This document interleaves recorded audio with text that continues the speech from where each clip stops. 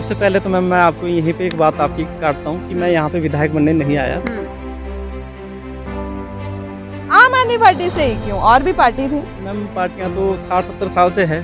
पहले कांग्रेस 70 साल से सत्ता में थी, एक क्लास गाड़ियों में घूमते हैं। परेशानी तो हमारे जैसे लोग देखेंगे ना, उन्होंने उन परेशानियों को देखा। आज किसी के सुख की बात नहीं हो रही है। पहले उन्हें मोह दिया जाता है, लेकिन बाद में देखा जाता है तो सिर्फ वो पार्टी का ही एक अपना पैसा कमाने का फंडा चला हुआ है, बाकी लोगों के लिए कुछ भी नहीं है। अटैक हो गया, मैं तो सीधा अटैक ही बोलूँगा, ईडी का नहीं बीजेपी का अटैक हुआ है ये। अगर आपको लोगों ने वोट दिया है तो सिर्फ इसलिए दिया है ताकि गरीबों को सुविधाएं मिले, इसलिए वोट नहीं दिया है गरीब आपको वोट दें और आप अपने घर में सुविधाएं लेते रहें। पार्टी में आया तो मेरा सबसे पहले यही चीज़ें रहेगी कि यहाँ से 2 नंबर की माइनिंग बंद हो जाए, अस्पताल अच्छे हो जाएं, स्कूलों की एजुकेशन अच्छी हो जाए, ये मेरे मुद्दे रहेंगे। नमस्कार, आप देख रहे हैं रिपोर्टर्स इंडिया निकिता के साथ। इस वक्त पांवटा साहिब विधानसभा से आपसे बातचीत करें कि आखिरकार आने वाले चुनावों को किस तरह से लोग देख रहे हैं। लोगों के बीच गए, लोगों का कहना है कि आने वाले समय में जो कंपटीशन लग रहा है वो आम आदमी पार्टी और साथ में भाजपा के बीच लग रहा है। तो उसी साथ सब कुछ जानने के लिए इस वक्त हमारे साथ आम आदमी पार्टी से भावी उम्मीदवार मौजूद हैं। नाम यशपाल शर्मा, और लोग उनको इशू पंडित के नाम से भी जानते हैं।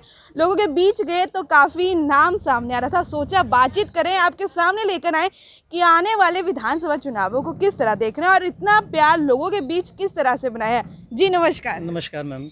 लोगों के बीच हैं यार, जी। कहना है कि इशू पंडित जी कहीं ना कहीं उभर के अगर सामने आते हैं, टिकट मिलती है तो प्यार उन्हीं को मिलेगा। तो इतना प्यार किस तरह से? मैम एक तो ऐसा है कि यहाँ के लोगों के बीच में मैं बचपन से रहा हूँ जी, बड़ा हुआ हूँ। यहाँ की समस्याएं देखी है। यहाँ हम कदम से कदम मिला के चलने वाले लोग हैं, चाहे वो किसी भी समुदाय के। हमें राजनीति करनी नहीं आती, तो बचपन से लेकर बड़े होते होते हम लोग एक दूसरे से इतने घनिष्ठ हो गए, इतना प्यार है, तो हर लोग चाहता है कि नहीं एक मौका इशू को भी जरूर दें। और मैं भी चाहता हूँ कि अगर मेरे को किसी ने सेवा का मौका दिया तो मैं जरूर करूँगा। जिस तरह से आप कह रहे हैं परिवार में पहले राजनीति में कदम रखने जा रहे हैं, आम आदमी पार्टी से ही क्यों, और भी पार्टी थी? मैम पार्टियाँ तो 60-70 साल से है। पहले कांग्रेस 70 साल से सत्ता में थी, तो कांग्रेस का हमें कोई ऐसा तोड़ नहीं दिखता था कि भाई कांग्रेस के अलावा कोई और आएगा। फिर बीजेपी आए, लोगों ने विश्वास किया कि भाई आज बीजेपी आई कुछ अच्छा करेगी, मोदी जी आएंगे कुछ अच्छा करेंगे। लेकिन हुआ क्या, वो तो उनसे भी ऊपर निकल गई। आज आप देखो कि एक छोटे से तबके का आदमी से लेकर एक बड़े तबके तक का सब परेशान है। एक रेडी वाला भी परेशान है, एक फैक्ट्री वाला भी परेशान है। आज किसी के सुख की बात नहीं हो रही है। पहले उन्हें मोह दिया जाता है, लेकिन बाद में देखा जाता है तो सिर्फ वो पार्टी का ही एक अपना पैसा कमाने का फंडा चला हुआ है, बाकी लोगों के लिए कुछ भी नहीं है। लोगों को कोई राहत नहीं इसमें मिल रही है। आम आदमी पार्टी पे जाने का जो विचार था, मैं 10 साल दिल्ली में रहा हूँ जी। मैंने दिल्ली में स्टडी करी है, मैं 6-7 साल वहाँ जॉब भी करी है। लक्ष्मी नगर में, कड़कड़डुमा, 2-3 जगह मैंने जॉब करी है और बहुत छोटे से लेवल की जॉब करी है जी। जब मैं वहाँ पे जॉब करता था उस टाइम वहाँ शीला दीक्षित होते थे। उस समय और आज के समय में जमीन आसमान का फ़र्क हो गया। फ़र्क सिर्फ ये है कि केजरीवाल जी नेता नहीं थे, वो उन लोगों में से निकल के आए थे, हमारे जैसे लोग जिन्होंने वो परेशानियां झेली थी। नेताओं ने परेशानियां झेलनी कहाँ होती हो, तो एसी में रहते हैं, एक क्लास गाड़ियों में घूमते हैं। परेशानी तो हमारे जैसे लोग देखेंगे ना, उन्होंने उन परेशानियों को देखा और जब आम आदमी पार्टी बनाई तो सबसे पहले उन परेशानियों को हल किया। आज आप दिल्ली मॉडल देखो, पूरे दुनिया में कामयाब है। आप कह रहे हैं उभर के जब केजरीवाल जी सामने आए, जब उन्होंने चुनाव जीता, माहौल बदला, तो कहीं ना कहीं जब वो सामने आए थे तो भ्रष्टाचार को लेकर सामने आए थे कि भ्रष्टाचार खत्म करेंगे। अब पंजाब की तस्वीरों की बात करना चाहती हूँ, वहाँ पे हेल्थ मिनिस्टर जेल में है। दिल्ली में भी कहीं ना कहीं भ्रष्टाचार के कारण हेल्थ मिनिस्टर जेल की रोटियां सेक रहे हैं। तो किस तरह से लगता है, मनीष सिसोदिया जी के भी ईडी और किस तरह से रेड लग रही है? तो आप दिल्ली के आप बात करें, सत्येंद्र जैन जी आज जेल में है, रोटियाँ खा रहे हैं। मैं ये कहता हूँ कि कितने बार उन पर ईडी की अटैक हो गया, मैं तो सीधा अटैक ही बोलूँगा, ईडी का नहीं बीजेपी का अटैक हुआ है ये।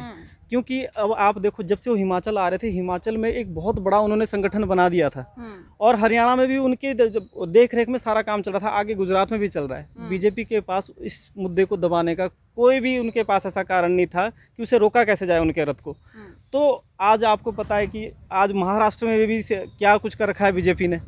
आज शिवसेना को लोग वोट दे रहे हैं, लेकिन उनको डरा धमका के आप बीजेपी में ला रहे हैं, कुछ लोगों को अंदर कर रहे हैं। वही हमारी पार्टी के जो लोग हैं वो उनसे नहीं डरे, वो अपने इरादे पे अड़िग थे कि हमें लोगों का आज भला करना है, लोगों के हित में काम करना है। वो नहीं अड़े रहे, तो उनके चक्कर में आज ईडी में डाला। मिल कुछ नहीं रहा है, आपको भी पता है, कोर्ट से भी फटकार लग चुकी है। लेकिन सिर्फ ये मुद्दा है कि आम आदमी पार्टी को कहीं ना कहीं ईडी के थ्रू दबाया जाए, लेकिन ये लोग दबेंगे नहीं, क्योंकि इन लोगों ने मजबूती से ठाना है। चलिए, ये तो बात हुई आम आदमी पार्टी की, किस तरह से काम चल रहा है, किस तरह से काम हो रहा है।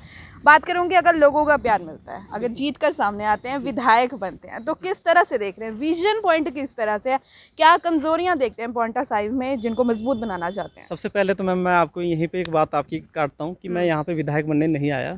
मैं यहाँ पे किसी का बेटा बनने आया हूँ, किसी का भाई बनने आया हूँ, किसी का दोस्त बनने आया हूँ। मुझे कंधे से कंधा मिला के चलना है, किसी को पीछे नहीं चलाना। अगर मैं भी नेता बन के उनको अपने पीछे चलाऊंगा तो मुझ में और उनमें फ़र्क क्या रह जाएगा?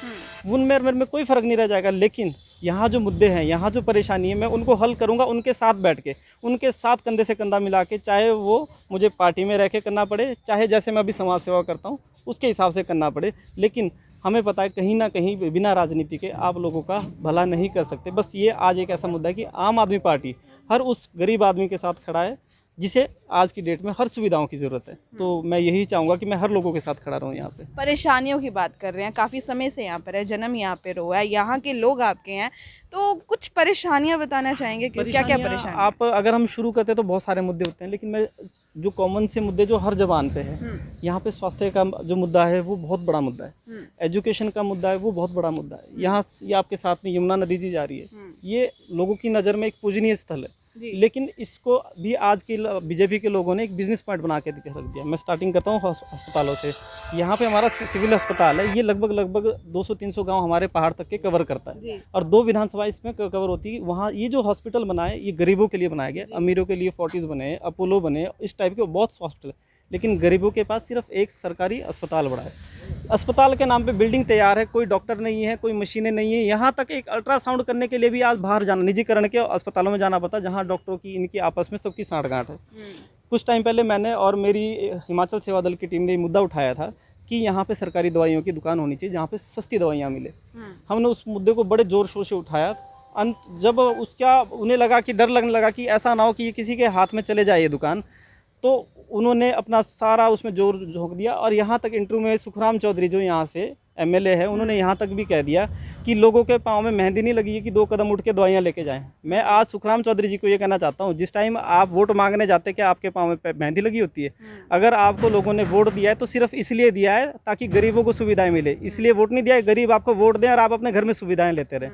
दूसरा मुद्दा एजुकेशन का है।